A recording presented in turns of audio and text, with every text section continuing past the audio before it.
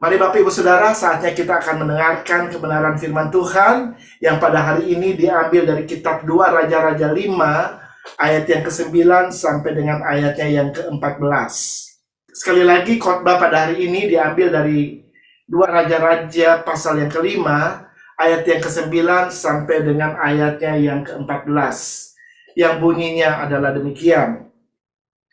Kemudian datanglah Naaman dengan kudanya dan keretanya lalu berhenti di depan pintu rumah Elisa.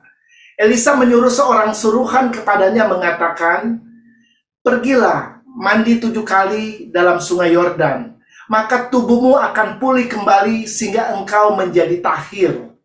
Ayat yang ke-11, tetapi pergilah Naaman dengan gusar sambil berkata, "Aku sangka bahwa setidak-tidaknya ia datang keluar dan berdiri memanggil nama Tuhan Allahnya, lalu menggerak-gerakkan tangannya di atas tempat penyakit itu, dan dengan demikian menyembuhkan penyakit kustaku."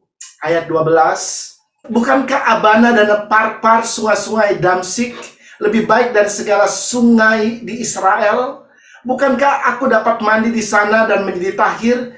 Kemudian berpalinglah ia dan pergi dengan panas hati. Ayat yang ke-13, tetapi pegawai-pegawainya datang mendekat serta berkata kepadanya, "Bapak, seandainya nabi itu menyuruh perkara yang sukar kepadamu, bukankah Bapak akan melakukannya? Apalagi sekarang ia hanya berkata kepadamu, mandilah dan engkau akan menjadi tahir."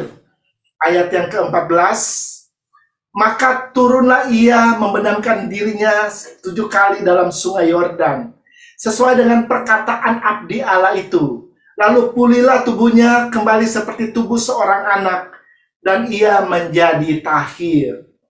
Sedemikian jauh pembacaan firman Tuhan pada hari ini.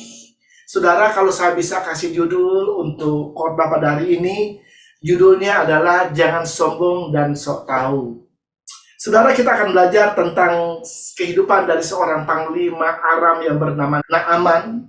Bagaimana dia menerima mujizat kesembuhan daripada Tuhan, dan hal-hal apa yang bisa saja menghalangi kesembuhan itu terjadi di dalam hidupnya.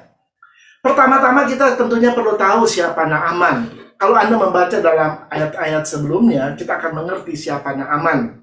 Naaman ini adalah seorang panglima kerajaan Aram yang sangat terpandang di negerinya. Naaman bukan hanya seorang panglima yang terpandang ya dan sangat terkenal di negerinya, dia adalah seorang panglima yang sangat disayang oleh Raja Aram. Karena kalau Anda membaca di Alkitab, dikatakan alasan kenapa Raja Aram sangat menyayangi dia, sebab oleh dia Tuhan telah memberikan kemenangan kepada orang Aram. Ya, jadi orang Aram bisa mengalami kemenangan demi kemenangan terhadap musuhnya karena Naaman, saudara. Ya, kita bisa baca itu di 2 Raja-Raja pasal 5 ayat yang pertama. Naaman panglima Raja Aram adalah seorang terpandang di hadapan tuannya dan sangat disayangi. Sebab oleh dia Tuhan telah memberikan kemenangan kepada orang Aram, tetapi orang itu seorang pahlawan tentara sakit kusta. Saudara-saudara, kalau kita lihat di sini, ada begitu banyak pencapaian-pencapaian yang telah terjadi dalam kehidupan Nabi Naaman, sehingga dia menjadi orang yang sangat terpandang ya di negerinya. Ya, bahkan dia sangat disayangi oleh Raja Aram, saudara. Tetapi sangat disayangkan, panglima ini ternyata menderita penyakit kusta, saudara. Nah, penyakit kusta ini adalah penyakit yang sangat ditakuti oleh orang-orang di zaman itu, saudara. Karena penyakit ini adalah sebuah penyakit yang sangat mengerikan dan sangat menjijikkan, saudara. Dan lebih daripada itu, penyakit kusta ini adalah sebuah penyakit yang belum ada obatnya pada waktu itu. Jadi walaupun dengan segala pencapaian yang dicapai oleh Naaman di dalam hidupnya, itu seakan-akan tidak ada artinya, karena dia menderita penyakit kusta, saudara. Nah, singkat cerita, dia mendengar dari istrinya yang diberitahu oleh pelayannya, seorang anak perempuan Ibrani, saudara. Istrinya menceritakan bahwa anak perempuan ini mengatakan kepadanya bahwa di Samaria, di Israel, ada seorang nabi yang sanggup untuk menyembuhkan penyakitnya. Tentunya, waktu mendengar hal ini timbul pengharapan dalam diri Naaman, saudara. Karena saudara tahu, ya, penyakit kusta itu nggak enak kalau penderita penyakit kusta. Saya pernah pelayanan di rumah sakit kusta di Sitanala, saudara. Dan saya melihat bagaimana menderitanya orang-orang yang mengidap penyakit kusta itu. Jadi saya tahu apa artinya orang yang menderita penyakit kusta, ya. Nah, Naaman timbul pengharapan waktu dia mendengar ada seorang nabi yang bisa menyembuhkan dia dari penyakit kusta. Lalu kalau kita lihat dalam cerita ini, lalu Naaman berangkat ke Samaria, ya. Singkat cerita, Naaman sampai di rumah dari nabi ini. Nabi ini adalah Nabi Elisa, saudara. Nah, kita akan lihat sama-sama dan belajar sama-sama bagaimana sampai Naaman bisa mengalami kesembuhan dari penyakit kustanya, dan hal apa saja yang hampir saja menghalangi dia untuk menerima kesembuhan dari Tuhan. Coba kita perhatikan ayat yang ke-10 dari 2 Raja-Raja pasal yang ke-5. Elisa menyuruh seorang suruhan kepadanya mengatakan, "Pergilah mandi 7 kali dalam sungai Yordan, maka tubuhmu akan pulih kembali sehingga engkau menjadi tahir." Saudara-saudara, waktu Naaman sampai di rumah Elisa, dia disambut oleh seorang pelayan Elisa yang menyuruh dia untuk pergi mandi ke sungai Yordan sebanyak 7 kali, dan dia akan menjadi tahir atau dia akan disembuhkan dari penyakit kustanya. Waktu mendengar perintah ini, respon dari Naaman adalah dia menjadi sangat gusar, saudara. Dia menjadi marah. Kenapa dia marah? Yang pertama, karena yang menyuruh dia untuk mandi ke sungai Yordan bukan Nabi Elisa sendiri, tapi Nabi Elisa hanya menyuruh seorang pelayan daripada Nabi Elisa untuk mengatakan hal ini kepadanya. Tentunya sebagai seorang yang sangat terpandang di negerinya, dia merasa sangat terhina dan merasa sangat tidak dihormati oleh Nabi Elisa. Padahal di negerinya dia adalah seorang yang sangat dihormati dan sangat terpandang, saudara.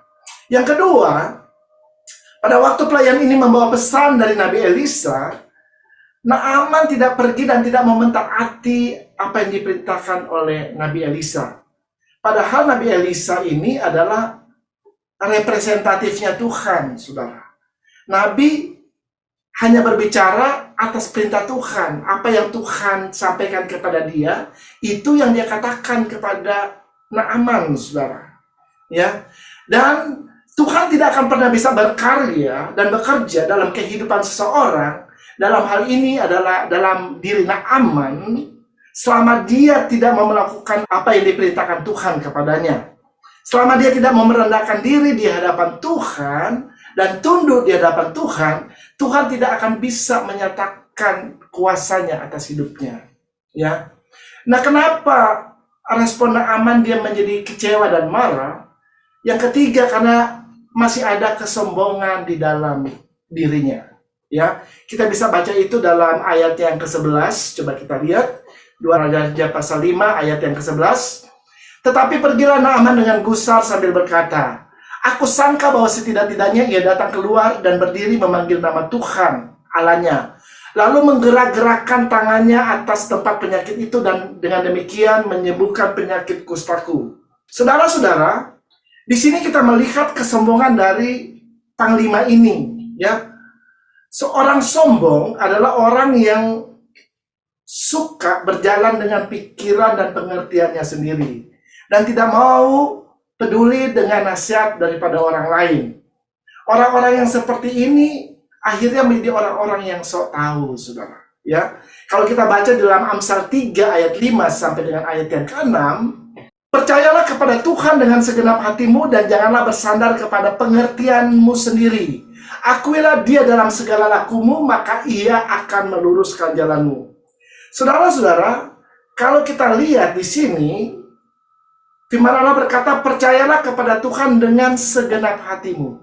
Ya, jadi kita disuruh hanya percaya kepada Tuhan dengan segenap hati kita Dan jangan bersandar kepada pengertianmu sendiri, saudara.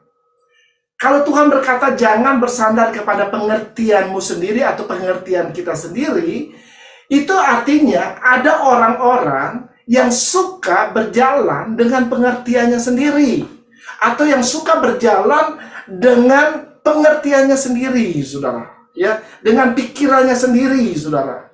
Ya, nah orang-orang yang berjalan dengan pikirannya sendiri, kalau saya bisa katakan dengan kalimat sehari-hari, adalah orang yang sok tahu, saudara.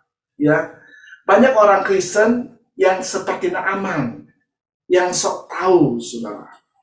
Saudara, kalau kita melihat dari perkataan dan ucapan Naaman, dia sangat marah dan sangat kecewa. Kita bisa mengetahui dia adalah orang yang biasa berjalan dengan pikirannya sendiri. Ya, dia adalah orang yang sok tahu. Ya, saking sok tahu dan sombongnya, dia mau mengatur Tuhan bagaimana cara menyembuhkan penyakitnya. Ya, karena dia biasa. Dia adalah seorang panglima yang biasa mengatur pasukan, saudara. Dia adalah panglima tertinggi dari negeri Aram, saudara. Jadi dia biasa memerintah, dia mengatur orang-orang pada waktu itu. Dan pada saat ini, dia yang diatur, saudara. Ya, seharusnya dalam kehidupan kita, bukan kita yang mengatur Tuhan, tapi kita harus membiarkan diri kita yang diatur oleh Tuhan. Amin. Haleluya. Ya. Nah, orang-orang yang sok tahu adalah orang-orang yang berpikir dia lebih pintar daripada Tuhan, sehingga dia mau mengatur Tuhan, sama seperti yang dilakukan oleh Naaman pada saat ini. Dia berkata setidak-tidaknya Nabi itu akan keluar, ya, dan menaruh tangannya di atas penyakit, yang memanggil nama Tuhan. Nah, ini dia mulai berjalan dengan pikirannya sendiri. Coba kita lihat apa yang dia katakan. Kita lihat sekali lagi apa yang dikatakan oleh Naaman. Aku sangka bahwa setidak-tidaknya ia datang keluar dan berdiri memanggil nama Tuhan Allahnya, lalu menggerak-gerakkan tangannya di atas tempat penyakit itu, dan dengan demikian menyembuhkan penyakit kustaku. Saudara, dari ayat ini, pertama, Naaman berharap Nabi Elisa yang akan datang menemui dia. Ternyata hanya seorang pelayan yang menemui dia. Ini aja sudah membuat dia kecewa, saudara. Yang kedua, Naaman ini adalah seorang yang sangat sok tahu, saudara. Sehingga dia mau mengatur Tuhan. Bagaimana cara menyembuhkan dia, dia kasih tahu lagi Tuhan. Seharusnya orang ini tuh dia memanggil nama Tuhan, lalu menaruh tangannya di atas penyakitku, menggerak-gerakkan. Dan dia percaya kalau cara itu dilakukan, dia pasti sembuh. Ya, saudara, kadang-kadang orang Kristen seperti ini. Ya, pada waktu ada situasi tantangan datang di dalam hidupnya, dia berdoa, dia minta tolong kepada Tuhan. Dia juga mau mengatur Tuhan bagaimana cara menolong dia. Dia udah berpikir, Tuhan, kalau nanti engkau bikin itu, pasti saya akan selamat. Kalau engkau bikin ini, pasti ada jalan keluar di dalam hidupku. Tidak mau menyerahkan sepenuhnya kepada Tuhan. Firman Tuhan hanya berkata kita harus percaya kepada Tuhan. Artinya percaya Tuhan bisa menolong kita dengan caranya Tuhan. Tuhan mempunyai 1001 macam cara untuk menolong kita. Amin. Ya, Tuhan tidak pernah kekurangan cara untuk menolong kita pada waktu ada situasi tantangan terjadi di dalam hidup kita. Ya, dia nggak perlu bantuan kita kok. Dia juga nggak perlu nasihat kita. Kita yang perlu nasihat dia. Amin. Karena dia adalah penasihat yang ajaib, saudara. Ya. Pada waktu ada situasi engkau membutuhkan nasihat daripada Tuhan, dia nggak membutuhkan nasihat kita. Haleluya. Ya. Selanjutnya, kalau kita lihat di dalam ayat yang ke-12, bukankah Abana dan Parpar, sungai-sungai Damsik, lebih baik dari segala sungai di Israel? Bukankah aku dapat mandi di sana dan menjadi tahir? Kemudian berpalinglah ia dan pergi dengan panas hati. Saudara, kalau Anda lihat di dalam ayat firman Tuhan ini, kita bisa melihat kebodohan daripada Naaman. Ya, pikiran Naaman tuh sangat bodoh sebenarnya. Sehingga dia berpikir tentang sungai mana yang lebih bagus. Apakah sungai yang ada di Israel atau sungai yang ada di Damsyik, saudara? Ya, yang di pikiran dia adalah seperti itu. Ya dia pikir, oh kalau sungai di Damsyik lebih bagus, ngapain saya harus merendam atau mandi di sungai Yordan yang kotor mungkin menurut dia. Ya, padahal ini bukan berbicara mana yang lebih bagus, sungai di Israel, sungai Yordan, atau sungai yang ada di negeri Aram, saudara. Ya, Tuhan bisa menyembuhkan dia di mana saja, baik di Israel maupun di Aram. Tetapi dalam hal ini Tuhan mau menyembuhkan dia di Israel, saudara. Makanya dia disuruh untuk pergi ke sungai Yordan, ya, supaya orang-orang tahu bahwa ada Allah di Israel, Allah yang layak ditinggikan dan layak disembah. Makanya dia disuruh pergi ke sungai Yordan yang ada di Israel, saudara. Ya, supaya dunia tahu, supaya orang-orang Aram, ya, tahu bahwa hanya di Israel ada Allah yang layak disembah dan ditinggikan. Haleluya. Dan kalau kita lihat dalam cerita ini, ya, puji Tuhan ketika panglima ini gusar, dia panas hati, dia marah, dia kecewa, ya. Dia memiliki pegawai-pegawai yang bijaksana yang menyertai dia pada waktu itu. Dan pegawai-pegawainya ini langsung menasihati dia. Coba kita lihat ayat 13. Tetapi pegawai-pegawainya datang mendekat serta berkata kepadanya, Bapa, seandainya Nabi itu menyuruh perkara yang sukar kepadamu, bukankah Bapa akan melakukannya? Apalagi sekarang ia hanya berkata kepadamu, mandilah dan engkau akan menjadi tahir. Jadi kita lihat di sini, ya, pegawai-pegawainya langsung datang dan memberikan nasihat, ya. Kalaupun Nabi Elisa menyuruh suatu hal yang lebih sulit daripada yang dia disuruhkan pada saat itu, pasti Naaman akan melakukan hal itu. Benar? Ya pasti dia melakukan hal itu. Tetapi masalahnya pada waktu itu, dia sudah dikuasai oleh kemarahan. Dia udah emosi, saudara. Ya, dia nggak bisa menguasai diri pada waktu itu. Ya, tetapi para penasihatnya, para pegawainya terus menasihati dia, dan akhirnya dia bisa calm down. Ya, dia bisa reda, saudara. Ya, saudara, penting sekali kita berada di komunitas yang benar. Amin. Ya, kita berada di tengah-tengah orang-orang yang bukan menjadi sebuah suasana yang panas menjadi semakin panas, tapi bisa menetralisir suasana yang panas menjadi normal kembali. Amin, saudara. Ini penting sekali, saudara. Ya, jangan kita berada di sebuah komunitas yang suka memprovokasi. Gak bagus, saudara. Ya. Nah, puji Tuhan, ini pegawai-pegawainya bukan orang-orang yang memprovokasi, ya. Bukan memprovokasi keadaan sehingga keadaan menjadi lebih panas, tetapi mereka memberikan nasihat kepada Naaman dan akhirnya meredakan suasana yang panas pada waktu itu. Ya, nasihat yang tentunya pasti saya percaya inilah nasihat yang baik, saudara. Ya. Kita memerlukan orang-orang yang bisa memberikan nasihat yang baik kepada kita. Nasihat yang membangun, ya, nasihat, terutama nasihat firman Allah. Amin. Ya, karena pada waktu Anda mendengar nasihat firman Allah, pasti selalu ada jalan keluar. Amin. Selalu ada jawaban pada waktu Anda mendengarkan nasihat firman Allah. Nah, dalam cerita ini, Naaman mau mendengarkan nasihat dari pegawai-pegawainya dan dia mau menurutinya. Lalu dia melakukan apa yang diperintahkan Nabi Elisa melalui pelayan itu kepadanya, saudara. Ya,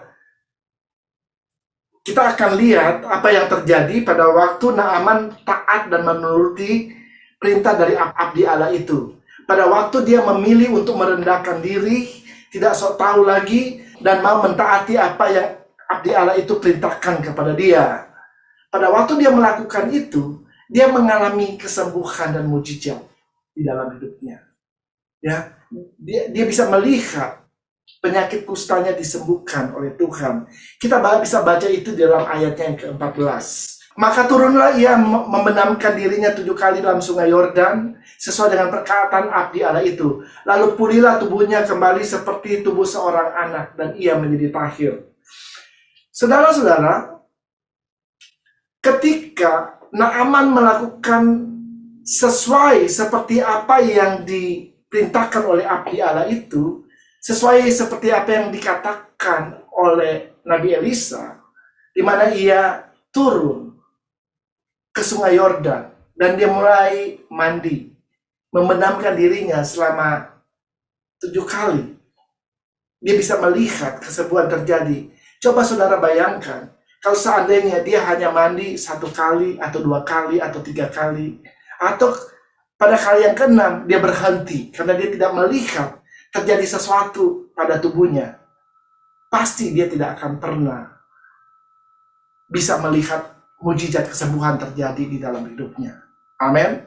Makanya kalau Tuhan memerintahkan dalam hidup kita, kita harus melakukan persis seperti apa yang Tuhan katakan. Ya, jangan ditambah, jangan dikurang, saudara. Firman Tuhan itu jangan ditambah, jangan dikurang, saudara. Kalau dia mengatakan A, ya A yang kita lakukan. Jangan ditambah dengan B atau C, atau jangan juga dikurangi, saudara. Ya, kalau Anda melihat dalam Alkitab, ya, bagaimana hamba-hamba Tuhan yang mereka bisa melihat perkara-perkara yang besar terjadi dalam hidup mereka karena mereka melakukan apa yang Tuhan perintahkan dalam hidup mereka, persis seperti apa yang Tuhan suruh, apa yang Tuhan firmankan dalam hidup mereka. Ya, saya kasih contoh, ya, misalnya contohnya adalah Nabi Musa. Nabi Musa waktu disuruh bikin kemah suci, itu dikasih tahu, ya, panjangnya berapa, lebarnya berapa. Itu detail, saudara, sangat details, ya, sangat terperinci, saudara. Dan di dalam halaman itu barang-barang yang harus ada di sana apa saja dikasih tahu oleh Tuhan, ya. Dan di ruang Maha Kudus barangnya apa, semuanya very detail, sangat terperinci, saudara, dikasih tahu sama Tuhan. Ya, dan itu semua dilakukan persis seperti yang Tuhan perintahkan. Amin. Ya, Allah kita adalah Allah yang detail, saudara. Ya, Allah sangat yang terperinci, saudara. Ya, haleluya. Pada waktu Tuhan menyuruh memerintahkan kepada Nabi Nuh, ya, untuk membuat bahtera, itu juga ukurannya sangat terperinci, saudara. Dia nggak asal-asalan buat itu perahu, saudara. Ya, panjangnya berapa, lebarnya berapa, tingginya berapa, semua dikasih tahu oleh Tuhan secara terperinci. Ya, dan memang Nabi Nuh melakukan secara terperinci juga sesuai dengan apa yang Tuhan firmankan. Dia nggak, misalnya ukurannya 10, dia nggak bikin jadi 11 atau 12, saudara. Harus 10. Ya, kalau tingginya misalnya 20 meter, harus 20 meter. Dia nggak naikin setengah meter lagi jadi 20,5 meter. Enggak, saudara. 20 meter dia bikin. Ya, jadi semuanya secara terperinci. Ya, memang dalam hidup kita harus mendengarkan ketika Tuhan berbicara dalam hidup kita. Kalau Tuhan memerintahkan sesuatu dalam hidup kita, lakukan itu dengan taat dan sesuai dengan apa yang diperintahkan dalam hidup kita. Jangan kita tambah, jangan kita kurang, ya. Dan pada waktu Naaman melakukan persis seperti apa yang Tuhan perintahkan, pada kali yang ke-7 ketika dia keluar dari air, dan pada waktu itu dia melihat kustanya disembuhkan. Amin, saudara. Ya, dia menjadi tahir, dia disembuhkan oleh Tuhan. Saudara-saudara, apapun situasi, pergumulan, tantangan yang sedang kau alami pada saat ini, mari belajar untuk datang kepada Tuhan. Jangan datang dengan kesombongan. Jangan datang dengan pikiranmu sendiri, pikiranmu yang terbatas. Jangan menjadi orang-orang yang sok tahu di hadapan Tuhan. Tetapi mari kita mau datang kepada Tuhan dengan kerendahan hati. Amin. Ya, kita mau datang kepada Tuhan, ya, dengan menundukkan diri serendah-rendahnya di hadapan Tuhan. Jangan berjalan dengan pikiran kita sendiri, ya. Sama seperti Naaman, pada mulanya dia mau berjalan dengan pikirannya sendiri. Walaupun kadang-kadang apa yang Tuhan perintahkan tidak sesuai dengan pikiran kita, ya kita harus tetap taat, ya, untuk melakukannya. Karena pikiran Tuhan itu tidak terselami, saudara. Ya, Dikatakan ada firman Tuhan yang mengatakan apa yang kau tidak pikirkan itu yang disediakan Allah bagi orang-orang yang mengasihi Dia. Haleluya. Ya, jadi apapun yang Tuhan perintahkan dalam hidup kita, lakukan itu dengan taat, dengan setia, ya, sehingga kau bisa melihat perkara-perkara yang besar yang akan Tuhan lakukan di dalam hidupmu. Belajar untuk percaya sepenuhnya kepada setiap janji-janjinya. Karena Tuhan tidak pernah berdusta, Dia adalah Allah yang berkuasa, dan Dia juga Allah yang setia akan janji-janjinya. Maka sebagaimana Panglima Naaman mengalami mujizat kesembuhan, saya percaya hal yang sama juga bisa terjadi di dalam hidup kita. Kalau kita percaya sepenuhnya kepada Tuhan dan melakukan apa yang Dia perintahkan persis seperti yang Dia mau dalam hidup kita, saya percaya engkau akan berjalan dan engkau akan melihat perkara-perkara yang besar. Mujizat akan terjadi dalam hidupmu karena Tuhan mau kita bersuka cita di dalam Tuhan. Haleluya. Amin.